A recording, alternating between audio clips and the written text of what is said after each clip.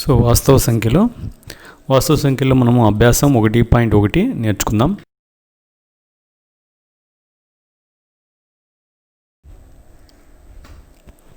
So ముందుగా భాగాహార న్యాయం అంటే మనకు అందరికీ తెలిసిన విషయమే. సో విభాజ్యము ఈక్వల్ టు విభాజకము ఇంటూ భాగఫలము ప్లస్ శేషం. సో విభాజ్యము ఈక్వల్ టు విభాజకము ఇంటూ భాగఫలము ప్లస్ శేషం. ఒక ఉదాహరణ ద్వారా దీన్ని అర్థం చేసుకోవడానికి ప్రయత్నిద్దాం. సో మనము 54 అనే సంఖ్యని 6 చేత భాగిస్తే 6 9ల 54. 54లో 54 తీసివేస్తే శేషము 0 అవుతుంది అన్నమాట. ఇక్కడ 54 అనేది ఏమవుతుంది? విభాజ్యము. 54 అనేది విభాజ్యము. 6 అనేది విభాజకంగాను, 9 అనేది భాగఫలంగాను, 0 అనేది శేషంగాను మనము తీసుకోవచ్చు. అయితే ఇక్కడ విభాజ్యము పైన చెప్పుకున్నట్టు విభాజ్యం అంటే 54, విభాజకం అంటే 6, భాగఫలం అంటే 9 ప్లస్ శేషము 0గా తీసుకుంటాం అన్నమాట. ఇది భాగాహార న్యాయం. ఈ యూక్లిడ్ మనం నేర్చుకోబోయే అంశము యూక్లిడ్ భాగాహార శేష విధి. దానికంటే ముందు మనము యూక్లిడ్ ఇతను గుర్తుపట్టారా? ఇతన్ని మనము 9వ తరగతిలో జ్యామితీయ మూలాలు అనే అధ్యాయంలో ఈయన గురించి మనము నేర్చుకున్నాం. ఇతను ఎవరు? యూక్లిడ్, గణిత శాస్త్రవేత్త, గ్రీకు గణిత శాస్త్రవేత్త మరియు జ్యామితీయ పితామహుడు. సో గ్రీకు గణిత శాస్త్రజ్ఞుడు ఈయన పేరు వింటేనే మనకు 9వ తరగతిలో నేర్చుకున్న అంశాలు గుర్తుకొస్తాయి కదా. యూక్లిడ్ స్వీకృతాలు, నిర్వచనాలు, సిద్ధాంతాలు, జ్యామితీయ అంశాలతో ప్రసిద్ధి పొందిన ఎలిమెంట్స్ గ్రంథము ఈయన రచించినదే. సో 9వ తరగతిలో మనం జ్యామితీయ మూలాల అధ్యాయంలో యూక్లిడ్ గణిత శాస్త్రవేత్త గురించి నేర్చుకున్నాము. అయితే మనం నేర్చుకుంటున్న జ్యామితి అంతా కూడా యూక్లిడ్ జ్యామితినే. నెక్స్ట్ మనము యూక్లిడ్ భాగాహార న్యాయం. ఇంతకుముందు నేర్చుకున్న భాగాహార న్యాయం ద్వారానే యూక్లిడ్ భాగాహార న్యాయం అనేది ఆధారపడి ఉంది. సో ఇక్కడ యూక్లిడ్ భాగాహార న్యాయం మనము పరిశీలించినట్టయితే A = BQ + R, 0 ≤ R = R > B అయ్యే విధంగా A మరియు Bల జతకు అనుగుణంగా Q మరియు Rలు ఏకైక పూర్ణ సంఖ్యలు వ్యవస్థితమవుతాయి.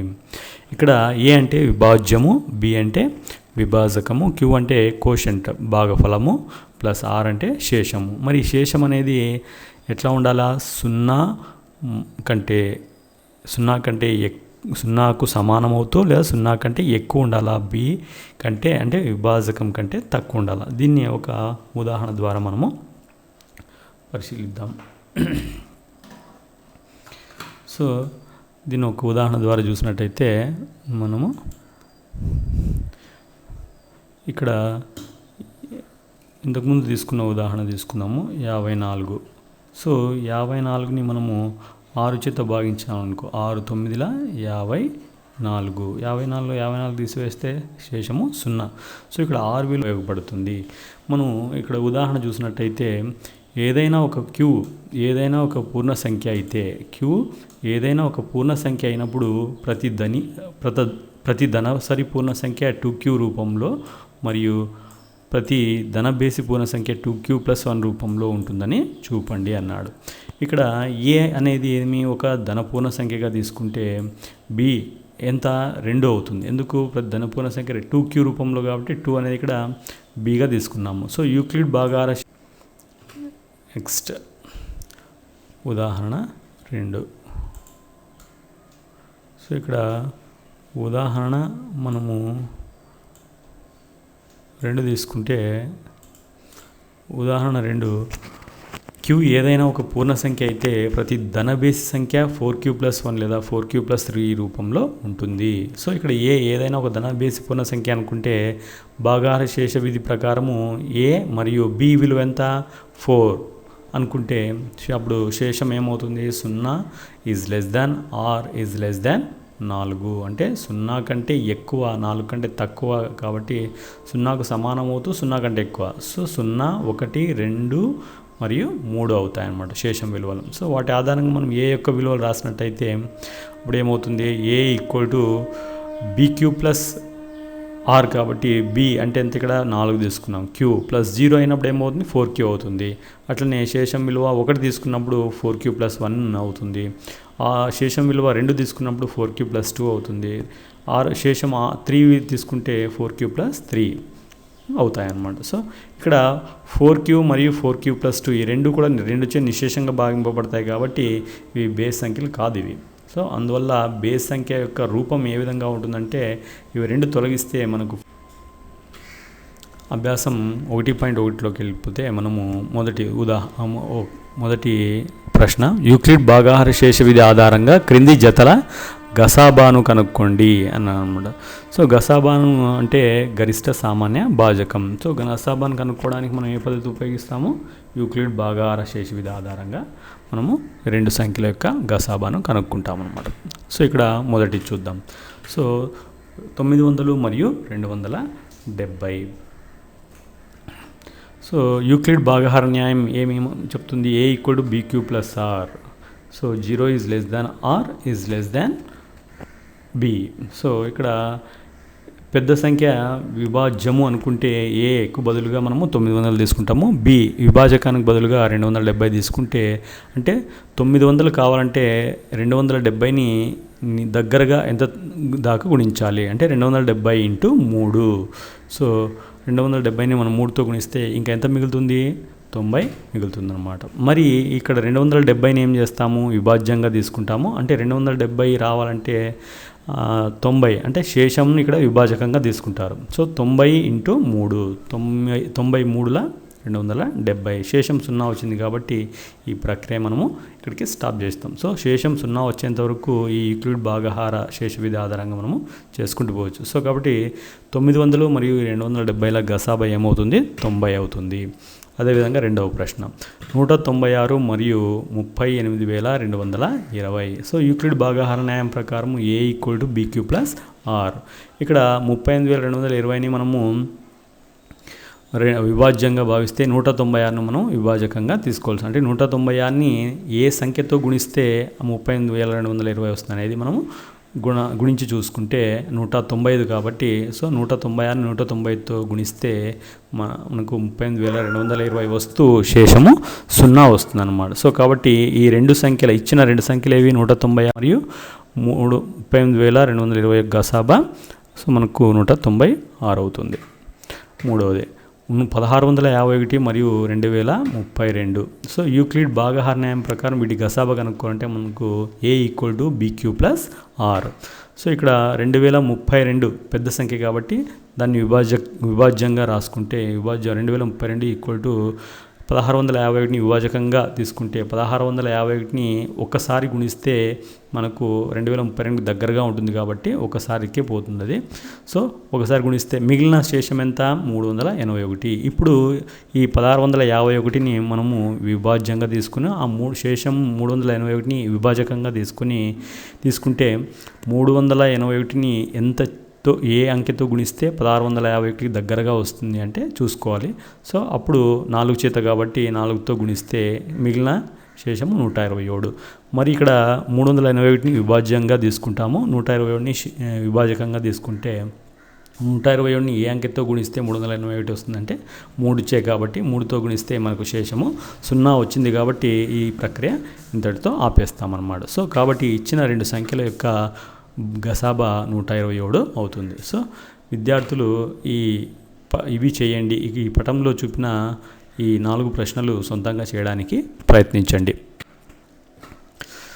సో క్యూ ఏదైనా ఒక పూర్ణ సంఖ్య అయినప్పుడు ప్రతి ధనబేసి పూర్ణ సంఖ్య 6Q + 1 లేదా 6Q + 3 లేదా 6Q + 5 రూపంలో ఉంటుందని చూపండి. ఇది 2 మార్కులకి చాలాసార్లు అడుగుతున్నాడు. చాలా ఇంపార్టెంట్ ముఖ్యమైన సమస్య. సో అదನ್ನು చూద్దాం దీనికి.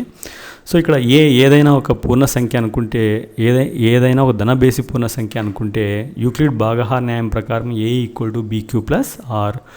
0 is less than R is less than B. So A మరియు బి ఎంత తీసుకోవాలి ఇక్కడ 6. సో 6³+1 రూపం, 6³+3, 6³+5 రూపంలో రాయమన్నాడు కాబట్టి బి విభాజకం ఎంత తీసుకుందాము 6 తీసుకుంటే దీన్ని మనం యూక్లిడ్ భాగాహార న్యాయానికి అనువర్తింపజేస్తే శేషం విలువలు ఏమవుతాయి అప్పుడు 0 ఆర్ బి అంటే ఎంత తీసుకున్నాము 6 కాబట్టి శేషం విలువలు ఏమవుతాయి అప్పుడు 0 అవుతూ 0 కంటే ఎక్కువ 6 కంటే తక్కువ. సో కాబట్టి 0, 1, 2, 3, 4, 5 అవుతాయి అన్నమాట. అప్పుడు ఏ యొక్క విలువలు ఏమవుతాయి a = 6³+0 r = 0 అయినప్పుడు ఏమవుతుంది 6³+0 ఆ 6q మనము 2 × 3q రూపంలో రాసుకోవచ్చు అనమాట. ఎందుకు 2 × 3q రూపంలో రాసుకోవాలంటే n ఏదైనా ఒక ధనపూర్ణ సంఖ్య అయితే దాని సరి సంఖ్య రూపం ఏ రూపంలో ఉంటుంది 2n. అంటే ఇక్కడ n స్థానంలో 3q అనుకుంటే 2n రూపంలో ఉన్నట్టు అనమాట. సో కాబట్టి 6q అనేది ఒక సరి సంఖ్య అవుతుంది అనమాట. నెక్స్ట్ r = 1 అయినప్పుడు so a = 6q+1 a = 6q+1. Next r శేషం విలువ 2 తీసుకుంటే 6q+2 శేషము ఈ 6q+2ని మనం ఏం చేయొచ్చు అంటే రెండిట్లోనూ ఉమ్మడి కారణకంగా ఉంది కాబట్టి 2 కామన్ తీస్తే 3q+1గా రాసుకోవచ్చు. నెక్స్ట్ r = 3 అయినప్పుడు a = ఏమవుతుంది 6q+3 అవుతుంది. 6q+3 దీంట్లో కూడా 3 కామన్ ఉంది. So next a = 6q+4 a = 6q+4. So దీంట్లో 2 కామన్ తీస్తే 2 × 3q+1 3q+2గా రాసుకోవచ్చు. ఇది కూడా 2n రూపంలో ఉంది కాబట్టి ఇక్కడ 2n రూపంలో ఉండేటివన్నీ కూడా ఏమి సరి సంఖ్యలు. సో a శేషము 5 అయినప్పుడు a = 6q+5 అవుతుంది కాబట్టి ఇక్కడ 6q+2 6q+4 ఈ 3 కూడా 2 చేత నిశ్శేషంగా భాగింపబడతాయి కాబట్టి ఇవి సరి సంఖ్యలు అవుతాయి. ఇంకా కానివి ఏవి a = 6q+1 6q+3 6q+5 ఇవి బేసి సంఖ్య రూపంలో ఉంటాయి కాబట్టి దేర్ఫోర్ q ఏదైనా ఒక పూర్ణ సంఖ్య అయితే ప్రతి ధన బేసి పూర్ణ సంఖ్య 6q+1 లేదా 6q+3 లేదా 6q+5 రూపంలో ఉంటుంది. ఓకే. నెక్స్ట్ మూడవ ప్రశ్న, ఏదైనా ఒక ధనపూర్ణ సంఖ్య యొక్క వర్గము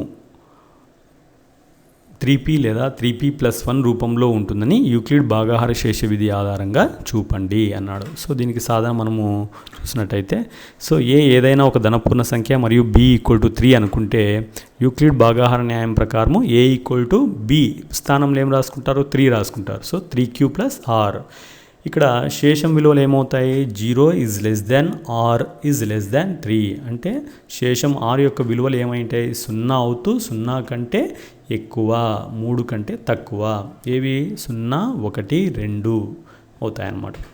నెక్స్ట్ దీంట్లో మొదటి కేస్ 1 సో r = 0 అయినప్పుడు శేషం విలువ 0 అయినప్పుడు ఏ విధంగా ఉంటుంది ధనపూర్ణ సంఖ్య యొక్క వర్గం అనేది చూద్దాం.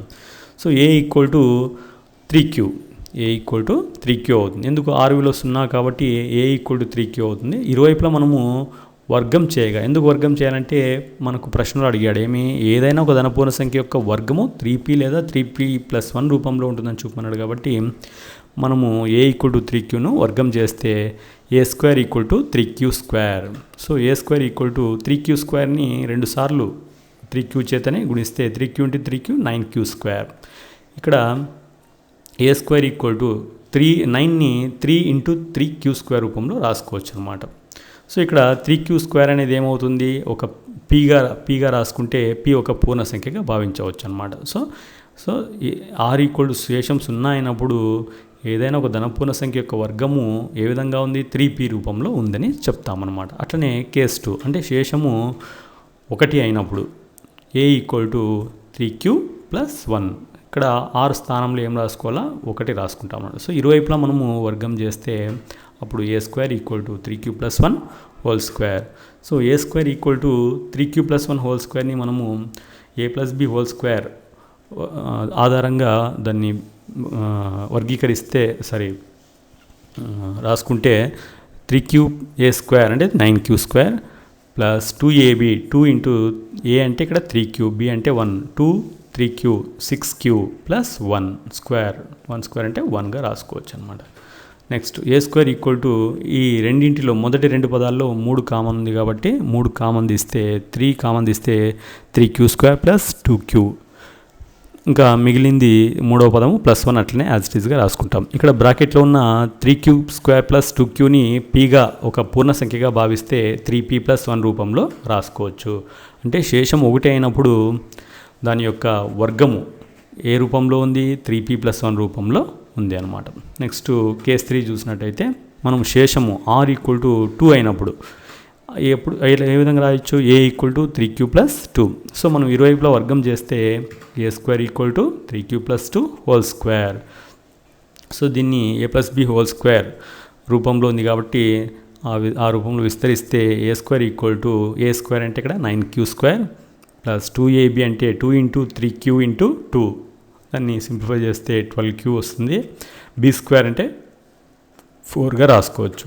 సో a² మొదటి రెండు పదాల్లో మూడింటిలోనూ 3 అనేది కామన్ ఉంది కాబట్టి 3 కామన్ తీస్తే 3q² + 3 4 జా q.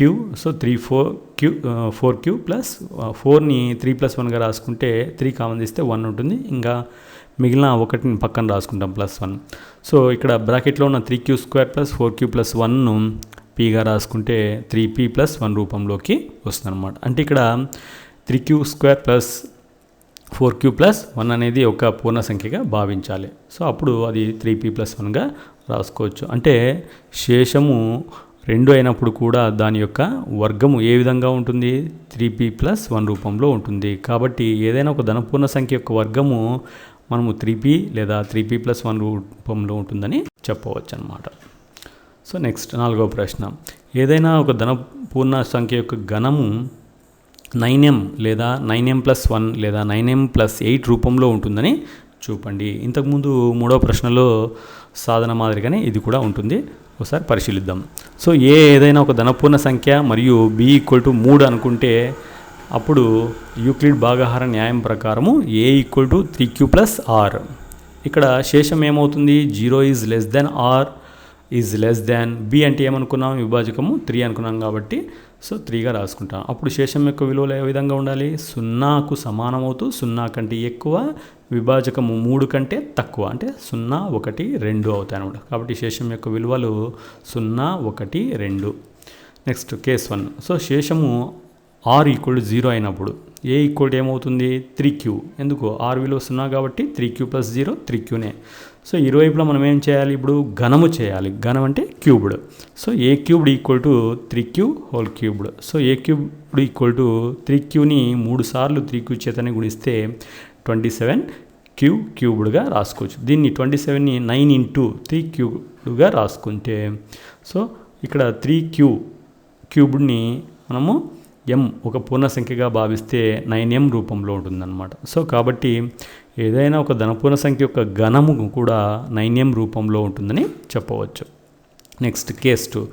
ఇక్కడ శేషము r = 1 అయినప్పుడు a = ఏమవుతుంది, 3q + 1. అయితే ఇరువైపులా ఘనము చేసినప్పుడు ఏమవుతుంది, a³ = 3q + 1 హోల్ క్యూబ్డ్. ఇది a + b హోల్ క్యూబ్డ్ రూపంలో ఉంది కాబట్టి RHS దాన్ని ఆ రూపంలో విస్తరింపజేస్తే a³ = a³ 27q³ plus 3a²b పదం కాబట్టి 3 × a² అంటే 9q². So 3 × 9 27q² plus 3ab² 3 3 9 9q b² అంటే 1 కాబట్టి 9q ప్లస్ b³ అంటే 1గా రాసుకోవచ్చు అనమాట. నెక్స్ట్ సో a³ దీంట్లో మొదటి 3 పదాల్లో 9 కామన్గా ఉంది కాబట్టి 9 కామన్ తీస్తే 3q ప్లస్ 3q² ప్లస్ qగా రాసుకుంటే చివరి ఆ ఒకటిని అదేవిధంగా రాసేయండి. సో a³ సో బ్రాకెట్లో ఉన్న 3q³ ప్లస్ 3q² ప్లస్ qని ఒక పూర్ణ సంఖ్యగా భావిస్తే 9m + 1 రూపంలోకి మనము రాయవచ్చు. ఈ విధంగా శేషం 1 అయినప్పుడు కూడా ఏదైనా ఒక ధనపూర్ణ సంఖ్య యొక్క ఘనము 9m + 1 రూపంలో ఉంటుందని చెప్పవచ్చు. నెక్స్ట్ శేషము r = 2 అయినప్పుడు చూద్దాం. a = శేషం 2 కాబట్టి a = 3q + 2. ఇరువైపులా ఘనం చేస్తే equal to 3 plus 2 whole cubed. So a cubed equal to దీన్ని కూడా ఆర్హెచ్ఎస్ను a plus b whole cube రూపంలో ఉంది కాబట్టి ఆ రూపంలో దీన్ని విస్తరింపజేస్తే 27 cubed plus 54 q square plus 36 cube plus 8 రాయవచ్చు. ఏ క్యూబ్డ్ ఈక్వల్ టు మొదటి 3 పదాల్లో 9 కామన్గా ఉంది కాబట్టి 9 కామన్ తీస్తే 9 into bracket of 3 cubed plus 6 q square plus 4 క్యూగా రాయవచ్చు. చివరి ఆ 8ను అట్లా అదే విధంగా రాసేయచ్చు. ఏ క్యూబ్డ్ ఈక్వల్ టు ఈ బ్రాకెట్లో ఉన్న 3 cubed plus 6 q square plus 4 క్యూను ఒక పూర్ణ సంఖ్యగా భావిస్తే 9m ప్లస్ 8గా రాయవచ్చు. అంటే ఏదైనా ఒక ధనపూర్ణ సంఖ్య అయితే దాని యొక్క ఘనమును 9m లేదా 9m+1 లేదా 9m+8 రూపంలో ఉంటుందని